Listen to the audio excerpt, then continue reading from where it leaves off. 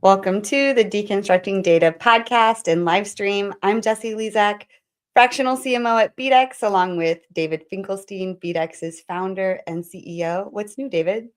Hey, Jesse. All good here. Just about the end of the month already. It's crazy how fast January's gone. Everyone's out there in a freeze.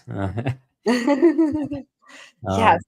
Luckily, we're gonna get close. We're gonna be just over freezing this weekend, so it's kind of crazy. I was going to say, you actually have like a sweater on this time. It's not like, Florida t-shirt weather. Yeah, it's cold in my house. Oh, wow. Yeah. I mean, the kids have been home 4 days in a row here just because the Wow. temperatures are so cold outside. I Wow. know. Yes, interesting times. But, good thing we can warm up with some awesome conversation about data and education this time. So, today we've got another really great episode planned, and we're thrilled to welcome on Kathryn Wifvat, CEO of Nuubi and a data science professor. Welcome to the show, Kat. Hi, thanks so much for having me. I'm excited to be here. Yeah, we're excited to have you on the show, Kat, especially because education is actually not a topic that we cover a lot. A lot of times we're talking about, marketing and advertising, ad tech, martech, all this kind of stuff. We've talked about, inventory management, all kinds of data topics, because that's what we do. But education's one that we don't cover a lot. So I'm excited about this. It'll be interesting. I'll have an opportunity to learn something from you as well. We'd love for you to kick it off for us. Why don't you give our viewers and listeners a bit of a background about yourself, and what led you to become founder and CEO of Nuubi? Yeah, absolutely. So I was always really passionate about problem solving, and that is what led me to study math and statistics and get my PhD in applied math. And I remember way back taking my first class in machine learning, and people were like, "What is machine learning?" It's kind of a backbone of these AI models, and the software would take hours to run. But I was always passionate about that technology. But then during my PhD, I started instructing, teaching, now being a adjunct professor at multiple different universities, teaching online. My problem solving brain started looking at how a lot of students just really need extra support and really work on things outside of class time. And it's like, how can we use technology to bridge that gap, help students get the support they need? Across the US, almost 40% of students actually never end up graduating, and a third of those are because they had some academic questions that they just couldn't get answered in time and felt like they were falling behind. So that is what led me to founding Nuubi, is how can we use technology to help with that gap? That's awesome. I love that journey. I love the doing machine learning early on and having it take hours to compute. Definitely been there, done that. And it's amazing to see what we can do today in the speed that we can do it, right?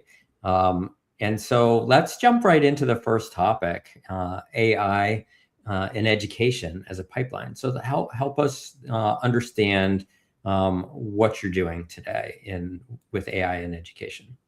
Yeah, absolutely. So when it comes to AI in education, there are so many different areas that the AI touches. And a lot of students that I teach are master's students that are learning data science to re-enter the workforce and really make use of all of this new data capabilities.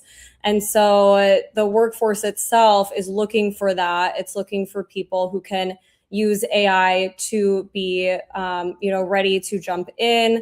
And where my app Nuubi comes in is it uses AI to help answer questions. So a lot of help forums, they go unused, even though questions really, are very constant with students. They have a lot of questions. They, email me all the time, but they're not talking to each other so much. They feel shy. So having AI that's able to help them when they're working on things late at night, this helps them get the skills that they need to enter the workforce and basically keep going with their programs.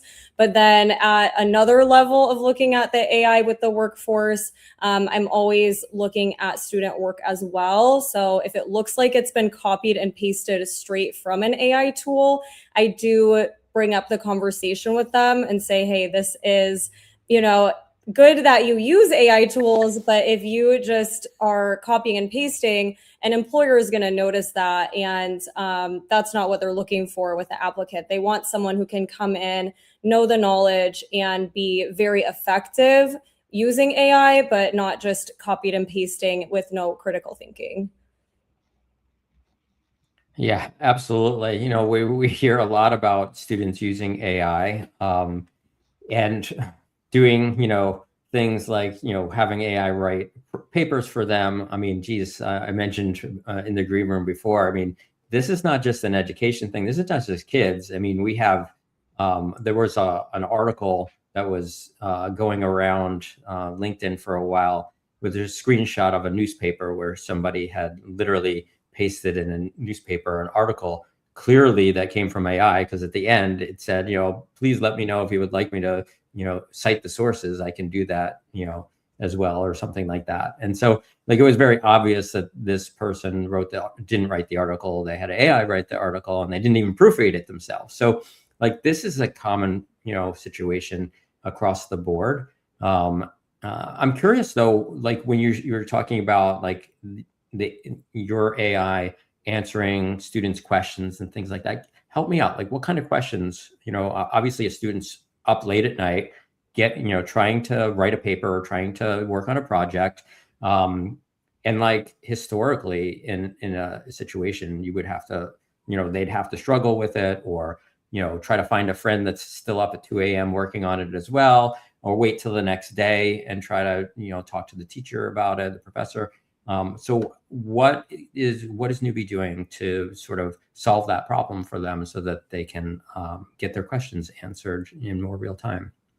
Yeah, absolutely. So when I was first thinking about how do we solve this problem, I looked at the current solutions and I thought, you know, a lot of these online classes, we have a Q&A forum and students just don't use it. They only do what is required when it comes to discussions, but they never actually use these forums to ask for help. So in coming up with Nuubi, I basically try to address all of the common issues, which is students are too shy to ask for help. The teacher doesn't get notified until they get an email anyway. The students who are doing well, they don't have any incentive to help. And so it just turns into the system where nobody uses it. So Nuubi at its core, it is a group Q&A forum. So students can see other people's questions and answers, but there is an AI teaching assistant that lives inside of that Q&A forum, and it provides a first level answer to every question. We can connect, it is optional for the instructor, but we can connect with course materials and make the answer better.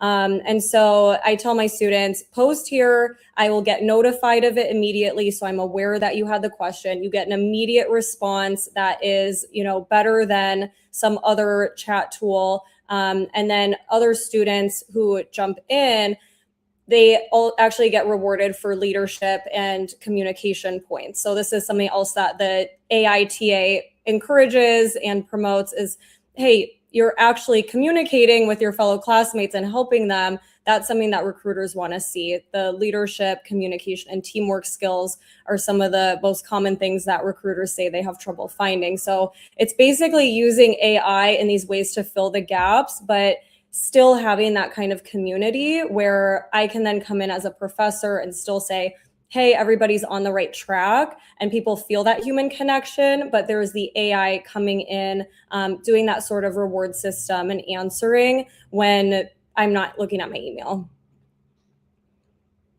Cool. So you use the term AITA. So it's like a teaching assistant, but it's an AI form. Yes, yeah, exactly. And so the goal in the roadmap is to have it grow into an agentic system. And this is something that everybody's talking right now is agentic AI, having the AI being able to act as its own sort of agent, and a lot of times as an assistant where it's not just generating text, it is able to audit and make decisions. That's very cool. And that sort of leads into the next topic, which is Oh, yeah. Agentic AI Tutors. So could you tell us about Agentic AI Tutors? Like, what could we expect from that?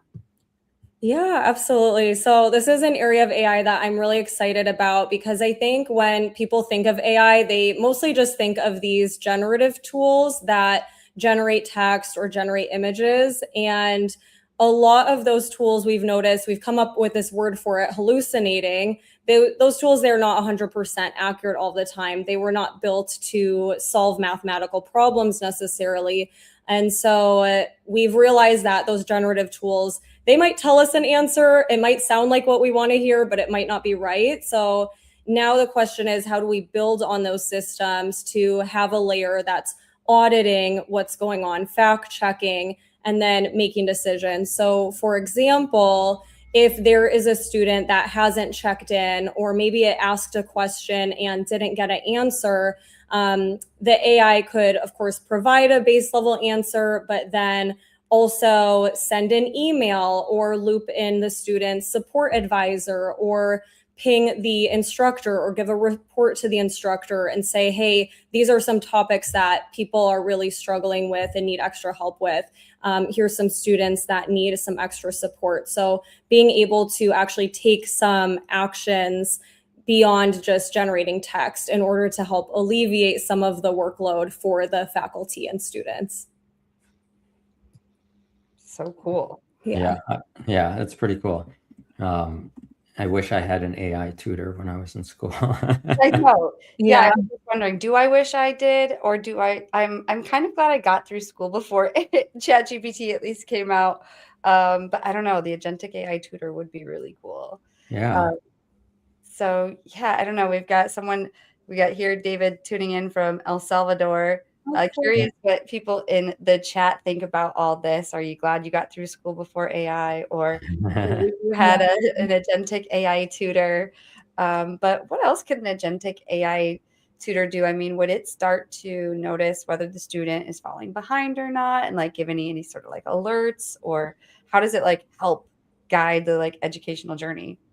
Yeah, absolutely. So, one way that we are incorporating into the roadmap is we have this, when we have information about who is participating, who's asking questions, we can also connect and see, what students are falling behind. And right now, the way it's set up, as someone who's taught like thousands of students, is there is analytics in a lot of these learning management systems, but it's kind of hard to dig through and really see, what's important. And so what happens with me personally, and I think most professors, is it's time to grade.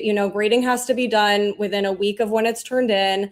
I try to grade as soon as possible. Some people might grade, a week later. So by that point, once you do the grading, then you notice, okay, there's some students who didn't turn in the work. Now, this is a serious problem for the student because things really snowball. So the student at that point hasn't turned in the work, and it's been a whole week since then. What happened? Do they need extra help? And so with agentic AI, if there's a way of figuring out before the student hasn't, turned in the work, maybe we can look at the analytics and say, okay, they never actually looked at the page where, the assignment was due. Can we send them information about, student support services and be a little bit proactive? I found that a lot of times when this has happened with students, there's some kind of situation in their life or, family. And this is where they can just feel really overwhelmed and could use that extra support. And kind of touching on what you were mentioning earlier, I got through, many years of school without an agentic AI tutor. But I really look back and say, that was at a time when pretty much everything was in person. And I had so many, study groups and peers and teaching assistants where I could go to their office hours, go to the library. And I think what we see now is so many more students are online, so many more classes are online, and people aren't quite feeling that sense of community so much. And so that's where it's like, how can we, use technology to at least have something to help people? Help people stay connected. Yeah, that's a really good point. I mean, there's definitely a lot more people that are taking classes online.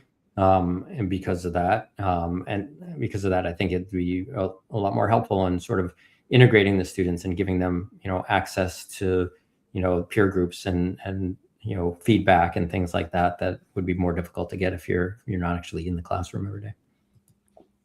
Definitely. Yeah, maybe the agentic AI tutor would pick up things that even humans couldn't pick up on. But we have a couple of questions before we move on to the next topic. So, Kat, in what ways do your agentic AI tutors align to personal learning styles and educational needs? I mean, I know I'm more of a visual learner. I like to see things. So, like, would agentic AI pick up on that? Yeah, so that is definitely something that's in the pipeline. One thing that I will say across the board with agentic AI is that everyone's talking about it and people are starting to implement it. And right now, day to day, what that looks like in today's kind of technology is automated workflows.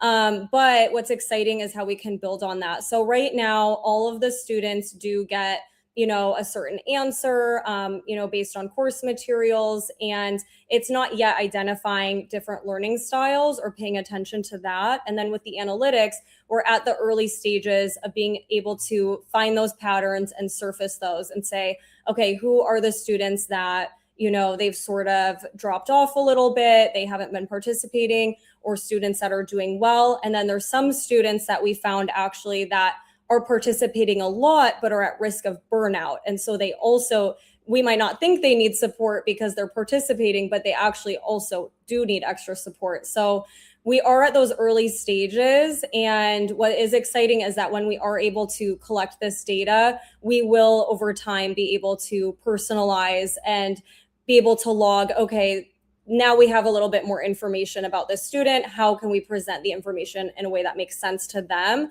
And also know, is this someone who's at risk of burnout, or is this someone who needs, a little bit of extra information, and go from there? Yeah, it kind of reminds me of some of the work that we've done on the advertising marketing side, just sort of building personality profiles of people. Mm-hmm. And so like with all of the data that you'd be gaining about like the types of questions that people are asking and how they approach those questions and how they approach, tackling projects and things like that. I would think that you'd be able to build sort of a personality profile that would get an understanding of how to teach to that individual, because everybody, like we just said, everybody learns differently, being whether you're visual or someone that is memorizes really well or whatever. But I would think that that'd be another interesting sort of way that you can kind of improve how the agentic AI handles each individual's, questions and things differently, provides answers that are catered to them based on those personalities. Yeah, absolutely. And we do see that pretty much all classes will have a discussion board where it's an introduction. And so students will mention, hey, these are my interests, this is my workplace, these are my goals. And the AI, if it can, take that information and, strip away the student's name, and, we can get into that a little bit, more in a bit, I think, of, how do you make sure that the data is private? But being able to say, okay, this person fits a certain persona, or how can I explain it in a way that makes sense to them?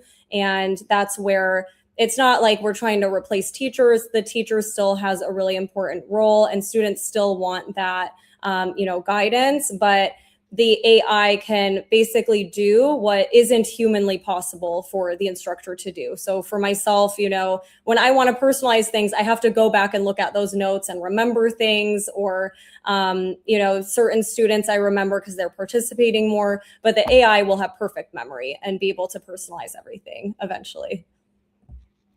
Yeah. I love that AI has perfect memory. It's like hard to it, but it hallucinates. Yeah, exactly. Yeah. So that's where it needs that extra auditing and fact checking to take care of the hallucination. And I found too, a lot of students, I asked them, they would come to office hours and ask me questions, and I would just kind of out of curiosity, I said, have you asked ChatGPT any of these questions? And they do say, we want to know for sure from the professor if we are on the right track. And that does make sense, because I have had some students turn things in where I thought, wait a minute, why did this big chunk of students answer something a completely different way than what the textbook said? Put the prompt, the homework problem into ChatGPT, and it gave me, something different than what the textbook said, and it was what those other students put. So because of those hallucinations, I think students are now learning that the AI, it's a tool, but when they really want to know if it's right, they still want, help from the professor or a human. Yeah, I'm a big fan of Claude, but I have to say Claude messed up today. Like I had it write a letter for me, and it put, it formatted it for me, so it put from and put my name, and it had my last name wrong, which I thought was like crazy because I've been using Claude for, I don't know, 6 months or whatever, and it's never done that before. It knows my name, and it chose a random last name that I'd never even heard of before. I'm like, how did this happen?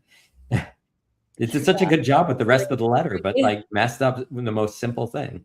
Come on, Claude. What's the issue? Well, before we get into the next topic, we got a few questions here from David, so I'll just read them all off, and we can all see if we have any answers for them. But he says, I look forward to having kids someday that will have personalized agentic tutors. Oh, there's that. How will this impact the traditional university roadmap for kids in the States? What role does data personalization play in the feedback loop for retraining? And how does the agentic tutor support data science storytelling and bringing the human component back into the classroom? Cool. Okay. I might have to go one at a time on these. Could you remind me the first question? Okay. So traditional university roadmap. So one thing that I think is interesting is AI is really advancing so rapidly, and technology in general, that I think what we are going to see, and there's some trends that say this, is that there's going to be a rise in micro credentials and having a living sort of document as your resume, as your portfolio. And it's a little bit gone are the days of just you go to school, you get a 4-year degree, and then you work the same job for decades. And so with the US in education, with that sort of traditional university roadmap, having that type of curriculum and peer groups are really important. And studies show that it is very helpful to still go through that system. But we are rapidly seeing a lot of curriculum changes that are really embracing AI and really helping students be prepared for an AI-ready workplace. But a lot of people are going to be taking smaller classes to do upskilling. So we're going to see a lot more upskilling and a lot more reskilling outside of that traditional education system. Yeah, that makes sense. Yeah, like LinkedIn learning, all of that stuff. What about the role data personalization plays in the feedback loop for retraining? Okay, so this is a really interesting question, especially with education. So pretty much across the board, everyone involved in any universities, they are going to say, we don't care even if you strip any identifying information from the student. We don't want anything that the student put in to be used for retraining. So they really want the data to already have been trained, somewhere else or on people who volunteer for that. But they do want the models to not be retrained using any student data. And so it would have to live where the student information would have to be basically anonymized. And with Nuubi, for example, we give our own Nuubi ID to each student. And so there's no identifying information associated with them that we can see. But for an instructor that needs to know who is falling behind or who has the most questions, that ID that we have gets merged and associated with the student on their end, so they can see it for the purposes of using the tool. But information about that student, it would have to be stored somewhere anonymously. And then anything that engages with the AI, nobody wants it used for retraining. They just want it, closed loop, just once again, as a further way of protecting the student privacy. Yeah, that makes sense. And I think that sort of led us into topic 3, right? The sure anonymized learning. I think you covered a lot about that, and I think it makes a lot of sense. But I also think that there's sort of two types of training, right? There's training the AI on the topics and how to answer the questions. But isn't there also sort of another level, kind of like what we were talking about, where the AI can sort of learn about the individual, and so that information, the questions they ask, how they ask those questions, and things like that could be really interesting in learning how that student learns, and how best to approach a problem for that individual student, right? Yeah, absolutely. And I think this is where it'll be interesting to see over time how much people want to let the AI know certain things that will make the experience better for them. And certain things, as I mentioned, are still in the roadmap and we don't have right now. But I think the optimal solution will be having like an opt-in or opt-out process. So kind of like now certain websites, they say, hey, would you like us to, track cookies and get to know you so that you can get more personalized ads? Or if you say no, you'll still see ads. They just, won't be as relevant to you. And then people can make the decision. So right now with Nuubi, we do focus on that, where if we are going to have the AI be better suited to the class, somebody has the option of saying, okay, yes, you can look at my course materials. Most people do want to do that, but there's a couple people who say, no, that's my course material. And I just, even if I know you're not going to, train the model on it, it'll just be used for this class.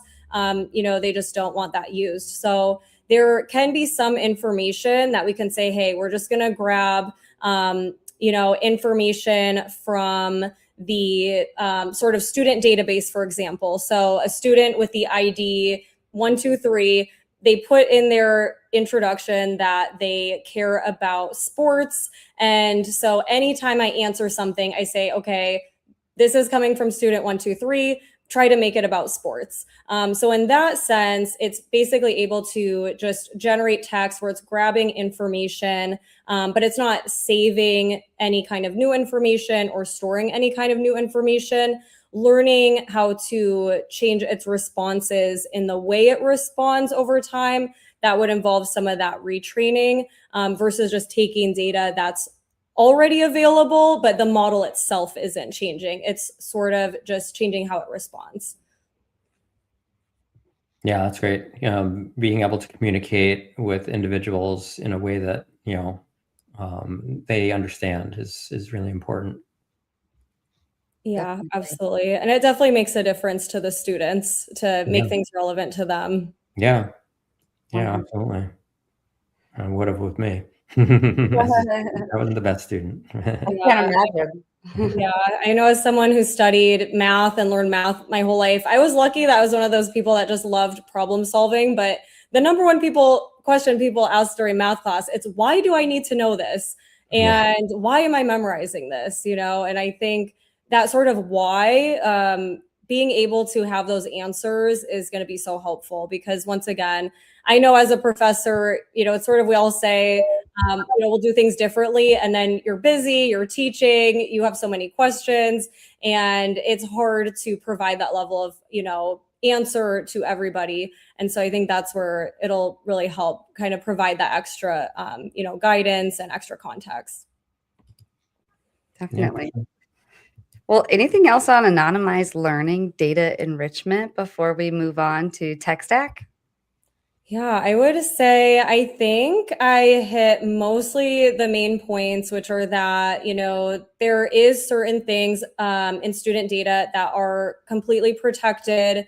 And so that does have to be the number one thing that is protected. So basically any kind of identifiable information and anything, for example, like financial aid type of information, which is not something that, a tutor needs to know.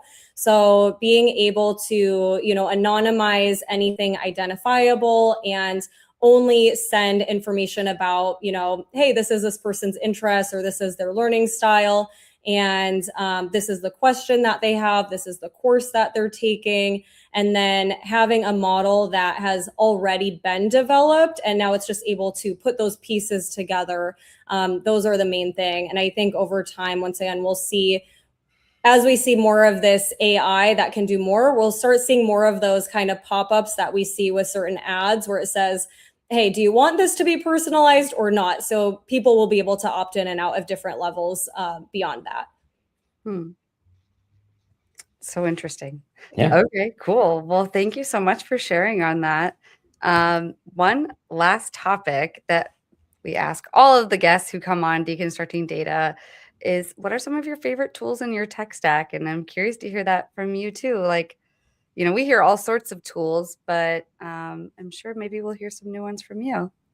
Yeah, I'd love to know about yours as well. So one that I will mention that I haven't heard talked about as much, it's called Perplexity. So it's basically, they have their own generative AI tool that is kind of, at a surface, it looks similar to ChatGPT or Gemini, but what it does is when you ask it a prompt, it will actually do some calculations and decide what tool is actually best for that prompt. So it might send it to one of those different LLMs. And they came out with their own browser that has its own agents built in. So I haven't actually explored it too much yet, but sometimes it's happened to me in Perplexity. I'll say, hey, write this email for me. And it'll say, okay, we're trying to connect to your Gmail. Can you log into your Gmail? Because we're going to write the email in Gmail so that you can send it right there. So it's actually kind of going a step further, and you can kind of play around with some of these assistants in that, in their own browser and in their own sort of AI. Totally.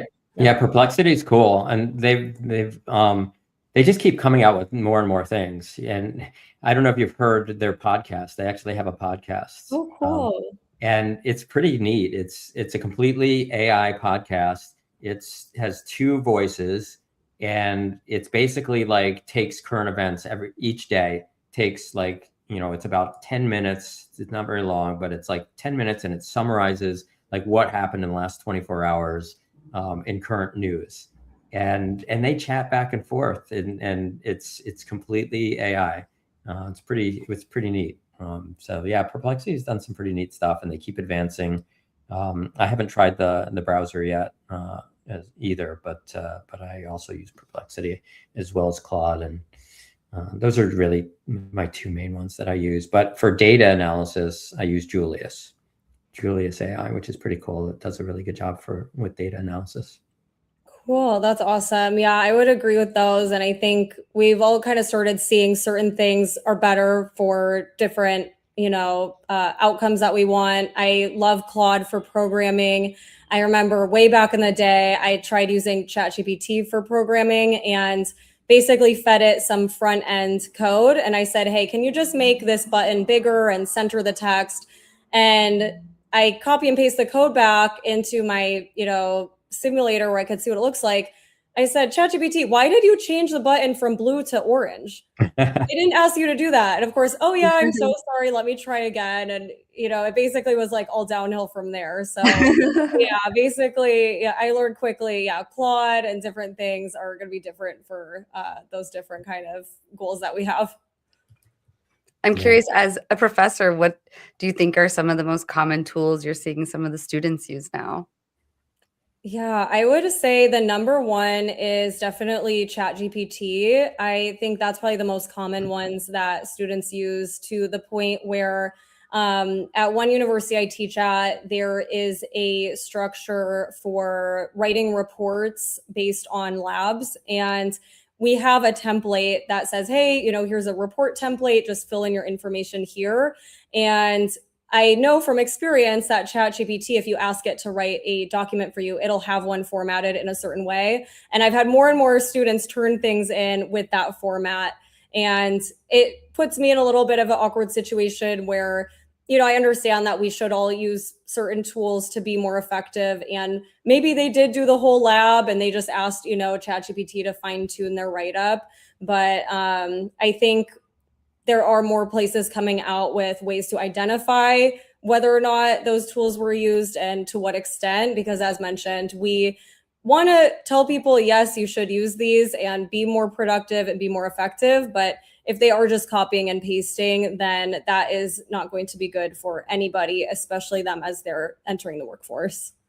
Yeah, definitely. So interesting. Yeah. Have you used on Claude? Have you used Cowork yet? I haven't used that yet.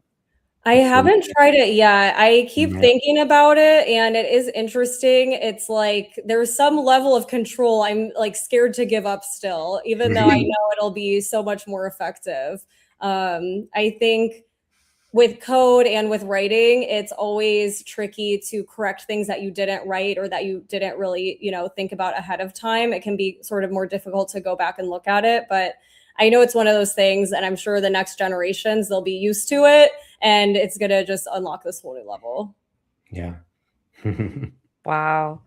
So cool. Well, thank you for sharing all of that with us, Kat. It's been awesome having you on. But in closing, would you like to let listeners know how they could find you and Nuubi? Yeah, of course. So I would say LinkedIn is probably the number one place to find me, and I am very responsive on messages there. Otherwise, we do have Nuubi.com if you want to visit Nuubi.com and check it out. We are always coming up with, more exciting things that are making the AI, more and more agentic, which is really exciting. But LinkedIn is probably the number one place to reach me. Awesome. Well, thank you, Kat. This has been a great conversation. I'm really glad you joined us today on the podcast, and appreciate you taking the time to speak with us. Oh my gosh, thank you so much. I'm always excited to talk about these topics, so it was a great time. Thank you. Absolutely. Well, I'll go ahead and close us out with a brief message from our partners at Rigor, as well as our outro video. But until next week, I hope everyone has a great week. Happy Thursday. Bye-bye. All right, thanks. Hey there. I'm Alora Weaver, the host of Writer's podcast, Humans of AI. We take you behind the algorithms and into the real stories of leaders building AI responsibly, from leading AI scientists to healthcare physicians preserving the human touch to retail innovators personalizing at scale. If you're navigating this rapidly changing world of agentic AI, this is a chance to hear how others are doing it too. Find Humans of AI presented by Writer wherever you listen to podcasts. So audience members, we want to invite you to get powered by BDEX. Build authentic connections with your audience and drive unprecedented engagement. So just imagine harnessing the power of AI to craft your audiences that truly resonate with your brand, ensuring that your marketing is hitting the mark every time. We want to bring you closer to those marketing goals, and we're eager to guide you. So just visit bdex.com. You can click on the Talk to an Expert button and get powered by BDEX. Deconstructing Data is the show that makes data make sense. Every Thursday, David Finkelstein and myself, Jesse Lezak, sit down with industry experts to unpack how data really drives marketing. We do this in plain language anyone can understand. If you want real insights, real conversations, and zero jargon, tune into Deconstructing Data live on LinkedIn every Thursday at 4:15 p.m. Eastern Time.